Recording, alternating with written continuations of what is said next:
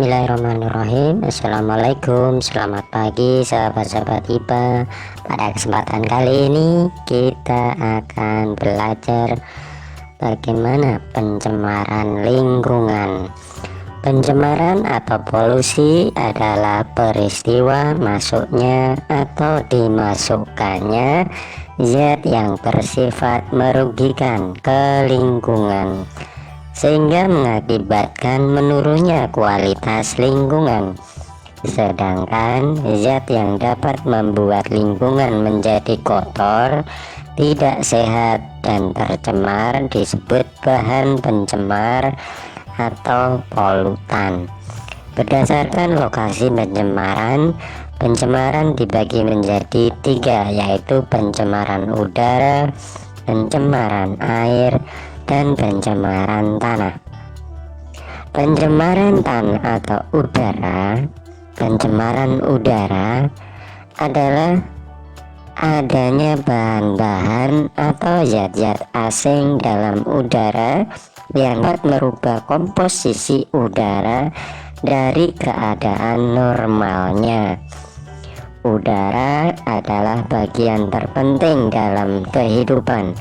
Jika di dalam udara terkandung zat-zat asing dalam jumlah dan waktu yang cukup lama, dapat mengganggu kehidupan manusia. Jika keadaan tersebut terjadi, maka udara dikatakan telah tercemar. Adapun contoh bahan pencemar, sumber dan akibatnya, yang pertama adalah karbon monoksida atau CO. Sumbernya dari pembakaran batu bara, minyak bumi, kendaraan bermotor, rokok, dan industri. Akibat dari zat pencemar ini terjadi sakit kepala, sesak nafas, asma, kerusakan otak, dan kematian. Selanjutnya adalah karbon dioksida atau CO2.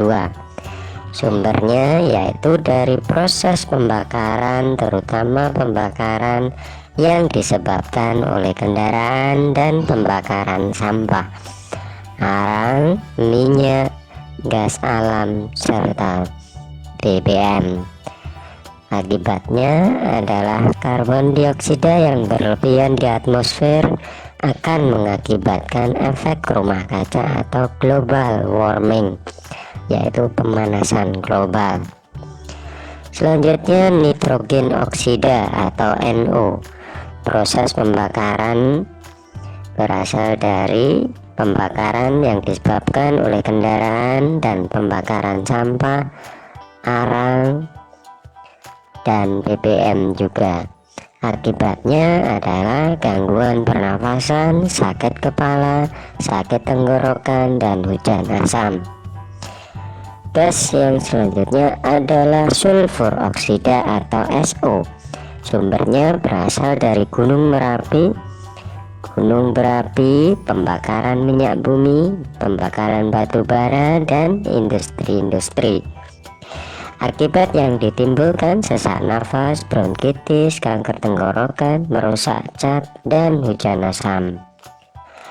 Gas yang selanjutnya adalah klorofluorokarbon atau CFC.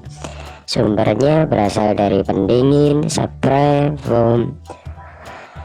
Akibatnya adalah penipisan lapisan ozon sehingga sinar UV dapat mencapai bumi. Selanjutnya adalah partikel-partikel padat atau PB. PB adalah plumbum. Sumbernya campuran pada bahan bakar kendaraan bermotor. Akibatnya keracunan timbal atau PB, keracunan otak, penurunan daya tahan tubuh. Akibat dari pencemaran udara yang pertama adalah pemanasan global. Pemanasan global sendiri adalah peristiwa naiknya suhu rata-rata bumi yang diakibatkan oleh terjadinya beberapa peristiwa, diantaranya adalah efek rumah kaca. Efek rumah kaca terjadi karena meningkatnya konsentrasi gas rumah kaca. Salah satunya adalah CO2. Gas CO2 berada di atmosfer dihasilkan dari berbagai kegiatan manusia, terutama yang berhubungan dengan pembakaran bahan bakar minyak atau BBM, gas dan batu bara, seperti pada pembangkit tenaga listrik, kendaraan bermotor, memasak, pembakaran, penggundulan hutan, serta aktivitas peternakan dan pertanian. Konsentrasi CO2 yang tinggi akan mengumpul di atmosfer membentuk suatu perisai. Hal ini mengakibatkan panas yang keluar lapisan atmosfer akan dipantulkan kembali ke bumi. Lapisan CO2 berfungsi sebagai reflektor. Terdapat reflektor atau pemantul panas dari bumi. Panas yang ditampilkan atau dipantulkan kembali ke bumi akan menaikkan suhu bumi. Akibatnya bumi semakin panas, terjadilah global warming. Pengaruh lapisan CO2 terhadap suhu bumi disebut sebagai efek rumah kaca. Yang kedua adalah hujan asam. Pada dasarnya hujan asam disebabkan oleh dua polutan udara, yaitu sulfur dioksida atau SO2 dan nitrogen dioksida atau NO2. Kedua polutan tersebut umumnya dihasilkan dari proses pembakaran. Akan tetapi sekitar 50% SO2 yang berada di dunia terjadi secara alami, misalnya dari letusan gunung berapi maupun kebakaran hutan secara alami. Sementara itu 50% SO2 lainnya berasal dari kegiatan manusia, misalnya akibat pembakaran bahan bakar BBM, peleburan logam, dan pembangkit listrik. Dua gas buangan tersebut yaitu sulfur dioksida atau SO2 dan nitrogen dioksida atau NO2 akan terkumpul di atmosfer dan bercampur dengan uap air di udara sehingga menjadi asam belerang dan asam nitrat. Jika terjadi hujan, maka gas yang larut dalam uap air tersebut akan ikut turun bersama air hujan sehingga mengakibatkan hujan asam.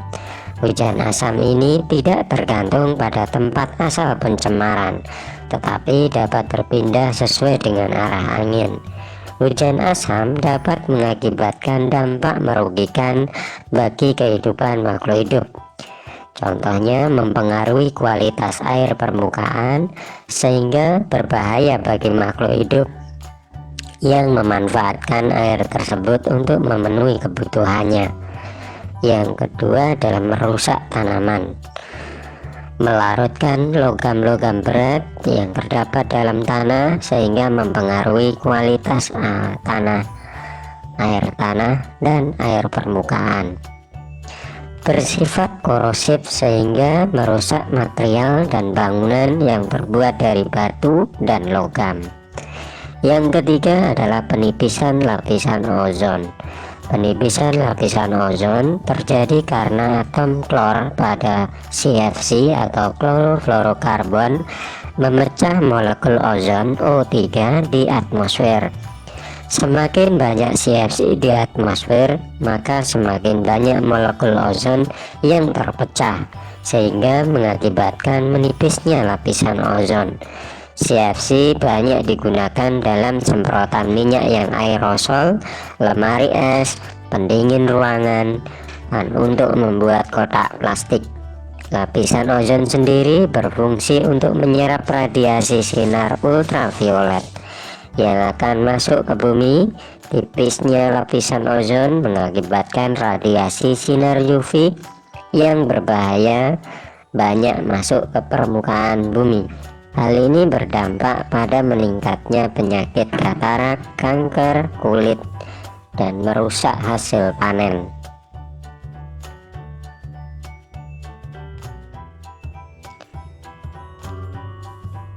Baik sahabat IPA, kita lanjutkan belajar tentang pencemaran air. Pencemaran air adalah adanya bahan-bahan atau zat-zat asing dalam air yang dapat merubah komposisi air dari keadaan normalnya. Bahan pencemar ini dapat berasal dari kegiatan manusia atau proses alam. Akibat pencemaran tersebut, kualitas air menurun sehingga tidak memenuhi syarat air bersih yang dapat digunakan. Sifat-sifat air yang dapat untuk menentukan pencemaran air yaitu yang pertama fisik, yang meliputi tingkat kejernihan atau kekeruan, perubahan suhu air, perubahan rasa, bau, dan warna. Yang kedua adalah kimiawi, meliputi zat kimia yang terlarut dan perubahan pH. Yang ketiga adalah biologis, meliputi mikroorganisme yang ada dalam air.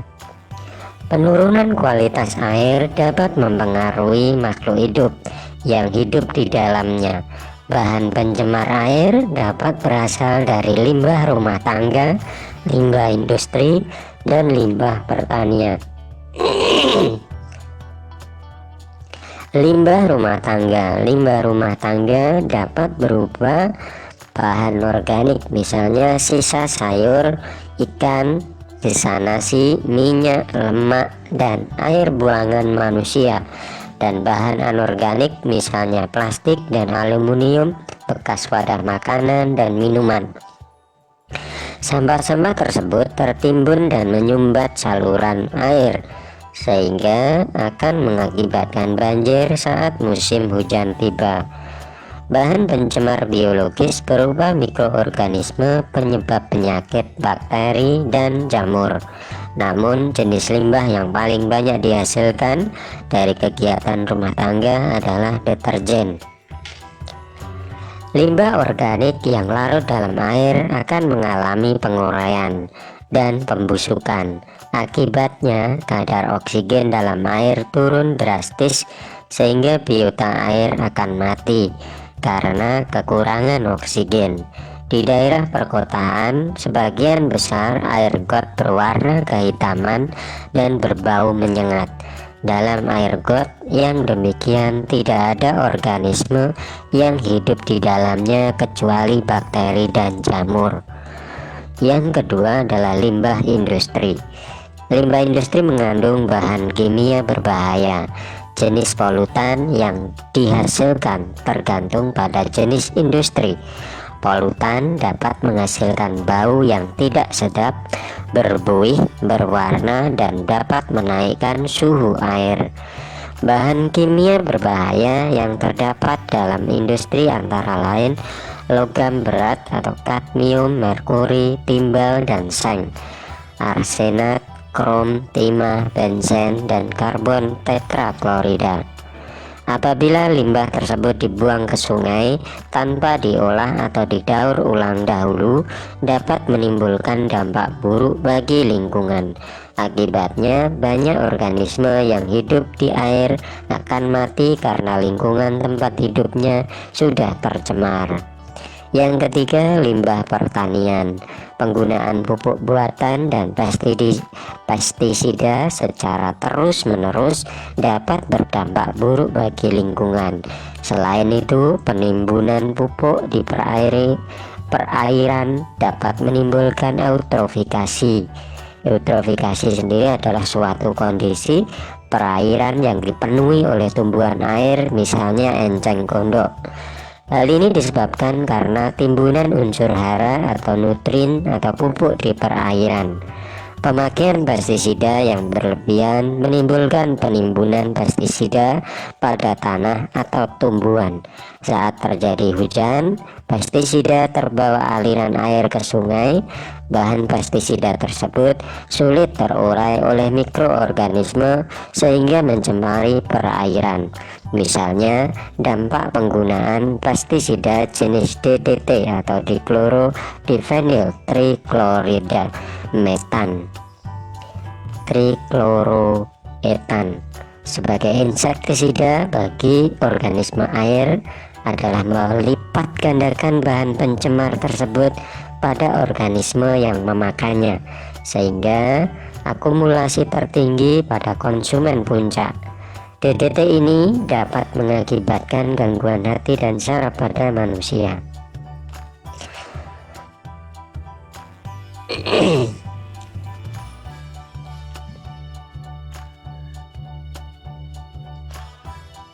Baik, kita lanjutkan lagi belajar pencemaran, yaitu pencemaran tanah. Pencemaran tanah adalah adanya bahan-bahan atau zat asing dalam tanah yang dapat merubah komposisi tanah dari keadaan normalnya. Pencemaran tanah dapat diakibatkan oleh polutan-polutan yang berupa bahan-bahan organik yang tidak dapat diuraikan oleh bakteri pengurai seperti plastik, limbah cair seperti deterjen yang jika meresap ke tanah akan merusak kandungan air tanah dan bakteri pengurai, limbah industri seperti sisa pengolahan kertas, ikan dan daging, limbah pertanian seperti sisa pemakaian pupuk dan pestisida. Peran manusia dalam pengelolaan lingkungan. Pencemaran lingkungan dapat mengakibatkan keseimbangan ekosistem terganggu. Oleh karena itu, diperlukan berbagai upaya untuk pengelolaan lingkungan. Beberapa hal yang dapat dilakukan manusia sebagai usaha untuk menjaga kelestarian lingkungan.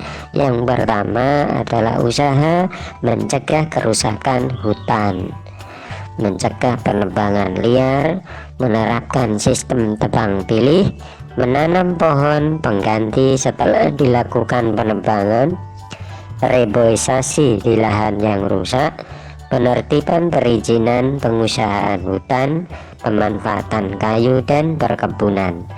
Yang kedua adalah usaha mencegah pencemaran lingkungan.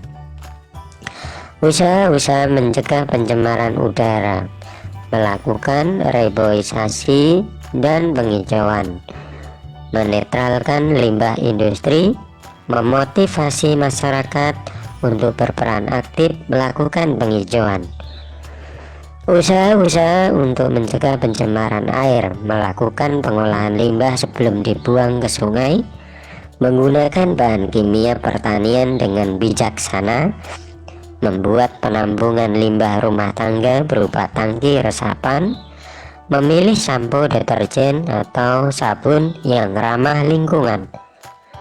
Usaha-usaha mencegah pencemaran tanah adalah memilah dan membuang sampah pada tempatnya, menerapkan prinsip 5R, yaitu reduce, mengurangi pemakaian, reuse, memakai ulang, recycle, mendaur ulang, replace, mengganti dengan bahan lain, dan remediation, membersihkan dari polutan.